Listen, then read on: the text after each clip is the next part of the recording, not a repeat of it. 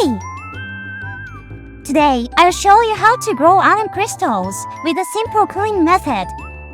Alum is an inorganic compound with lots of uses, like in deodorant, food additives, and even paints.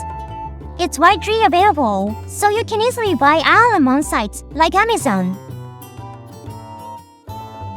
Chemically, alum is a double sulfate salt containing monovalent cations, like potassium ions, and trivalent cations, like aluminum ions. So there are several types of alum. For growing crystals, I'd suggest using potassium alum, which is also called potassium aluminum sulfate dodecahydrate. In this video, we'll be using potassium alum to grow our crystals. Alright, let's get started with the experiment. First, we need to make a seed crystal that will act as a base for growing larger crystals. To begin, measure the alum into a glass container, like a beaker. In this video, the room temperature is about 20 degrees Celsius, so I'm measuring out 16.5 grams of alum. If your room temperature is around 25 degrees Celsius, measure 19 grams. If it's about 15 degrees Celsius, measure 14.5 grams. Next, add 100 milliliters of hot water to the beaker and stir until the alum fully dissolves. The water you use can be tap water. Once it's completely dissolved, filter the solution into a flat container to remove any insoluble impurities.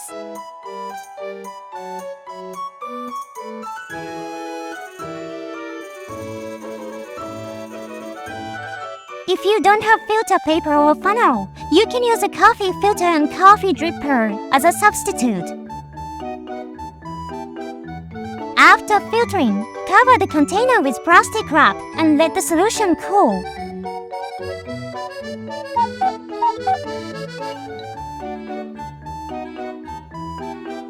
Once it's close to room temperature, add a few grains of alum to encourage crystal formation.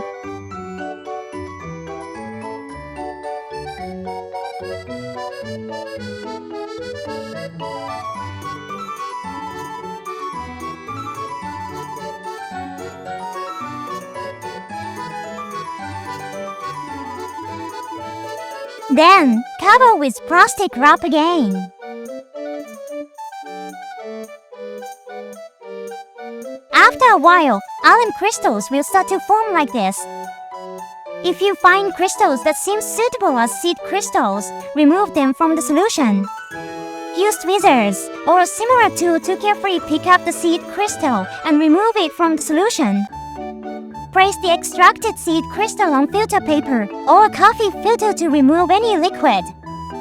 When choosing which seed crystals to keep, look for ones that are as transparent and octahedral as possible. The minor imperfections are fine. Even if the shape isn't perfect, it's good to take out any promising crystals, as you can always sort through them later.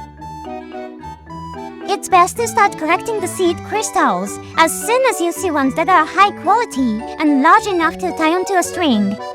Waiting too long in an attempt to let them grow bigger can often lead to crystals sticking together or growing into misshapen forms, which will ruin their quality as seed crystals.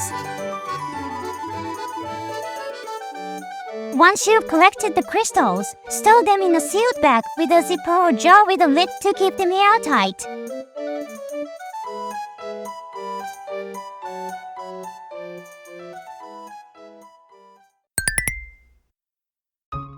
Let's take a moment to go over the experiment so far. As you saw earlier, alum is a substance that dissolves in water. However, there's a limit to how much can dissolve, which we call saturation. When a solution reaches this saturation point, the amount dissolved in the solution is called its solubility. For most substances, solubility increases with higher temperatures and decreases with lower temperatures.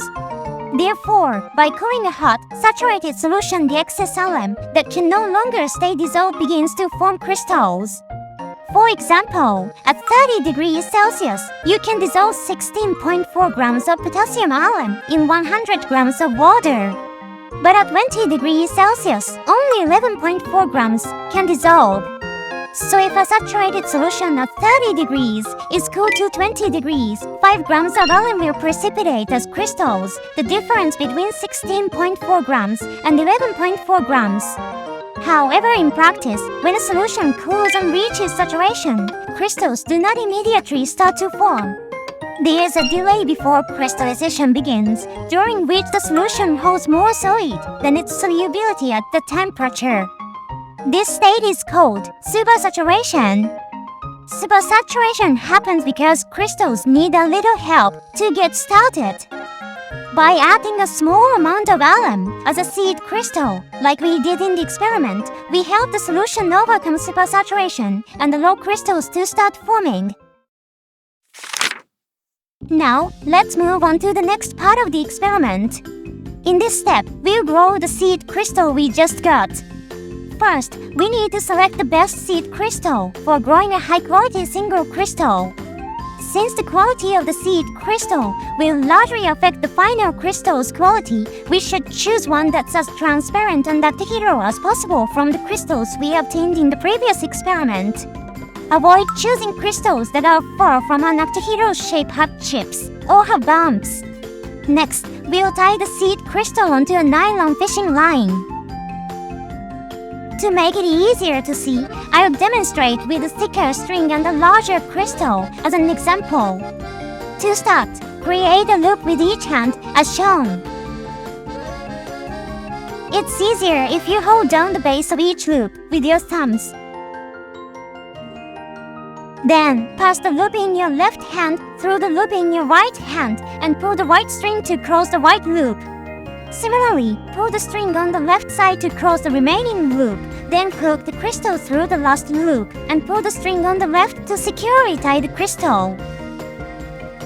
Now it's done! The crystal used here for demonstration is fluorite, not alum. Now, let's try tying the real seed crystal with the fishing line. A fine, soft fishing line works best for tying.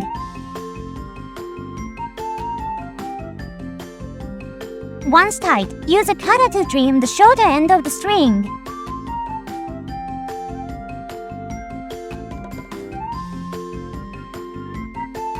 If tying the seed crystal proves challenging, another method is to pierce the crystal with a heated copper wire, as shown here. Just make sure there is nothing flammable nearby and be cautious to avoid burns while working with the heated wire.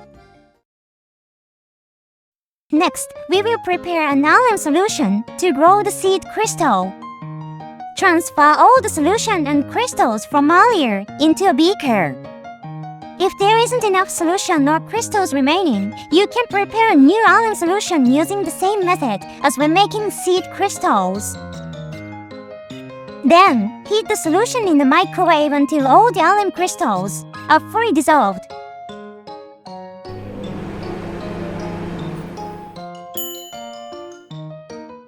After that, filter the solution again. Once the filtration is complete, allow the solution to cool to near room temperature, just like when creating the seed crystal. When the solution has cooled to near room temperature, suspend the seed crystal, which was previously tied to the fishing line, into the solution. Cover the beaker with plastic wrap to prevent dust from getting into the solution. This is a time-lapse video of the seed crystal growing. The seed crystal continues to grow larger and larger.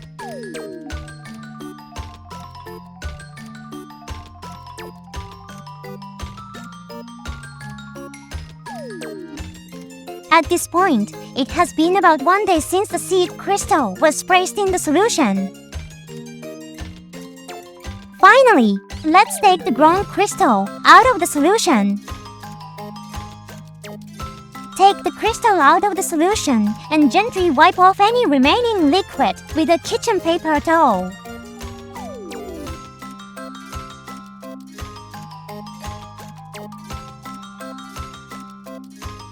all the liquid has been wiped off. With this, the experiment is complete. Here is the crystal we grew earlier. Beautiful octahedral crystal, isn't it? The crystal is incredibly clear with a size of about 1 centimeter. As demonstrated, pressing a seed crystal into a saturated solution allows it to grow larger. To preserve your grown crystal, I recommend storing it in an airtight, just like seed crystals. By doing this, you can maintain the crystal's transparency for a long time. If left exposed for too long, the water in the crystal will evaporate, causing it to turn cloudy. So, today I showed you how to make alum crystals using the simple cooling method. Did you enjoy it? This method isn't just for alum, it can be used to make crystals from many substances that dissolve in water. This time, we ended up with crystals that are really clear, but honestly, there was a bit of luck. Most of the time, the crystals won't be as clear as what you saw in this video. But in future videos, I'll also show you how to make high-quality crystals or even perfect octahedral alum crystals, so stay tuned for that. And if there's anything you didn't quite understand in this video, feel free to drop a comment and ask. That's it for today's video. Thank you for watching. Bye-bye!